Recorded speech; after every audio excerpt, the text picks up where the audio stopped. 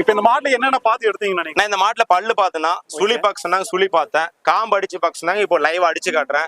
ஒண்ணு தப்பு இல்லைங்கண்ணா, பிரீடு வைஸான மாடுங்க. சோ எல்லாமே செக் பண்ணி கொடுத்துட்டோம்னா. Okay okay. நான் எவ்வளவு வரைக்கும் கறக்குண்ணா? இது கரை ஒரு 15 லிட்டர் எதிர்பார்க்கலாங்கண்ணா. 15 லிட்டர் எதிர்பார்க்கலாம்னா 1-2 கூடும் குறையுங்க. அது அவங்க பராமரிக்கிறத பொறுத்துங்க. நம்மளோட ஒரு 7-8 கண்டிப்பா 15 லிட்டர் கறக்கக்கூடிய கெப்பாசிட்டி இருக்குதுங்கண்ணா.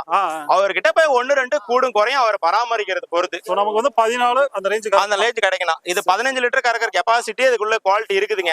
மாடு சின்ன மாடா இருந்தாலும் நல்ல குவாலிட்டி 15 லிட்டர் கறக்குங்க. அவர் பராமரிக்கிறத பொறுத்து இருக்குது. இப்போ ஒன்னும் மடி வச்சிருக்கா இல்ல? மடி ஒண்ணு வைக்கங்க. நாங்க பாருங்க காம்பு லைவாவே அடிச்சு காட்டுறோம், பாத்துங்களா? பாருங்க இந்த காம்பு பாத்துங்க அண்ணா. வாங்க அண்ணா, காம்பு பாத்துங்க. காம்பு பாத்துங்களா? இந்த ஒரு காம்பு, இந்த காம்பும் பாத்துங்க, இந்த காம்பும் பாத்துங்க, இந்த காம்பும் பாத்துக்குங்க. பாத்துக்கணுங்களா? நீங்க கை வச்சு பாருங்க, நரம்பு கிரம்புக்குதான்னு பாத்துங்க. நீங்க காம்பு அடிக்க தேவையில்ல, கை வச்சு பாருங்க, கை வச்சு பாருங்க. அது சீம்பால் மாறி இருக்குண்ணா.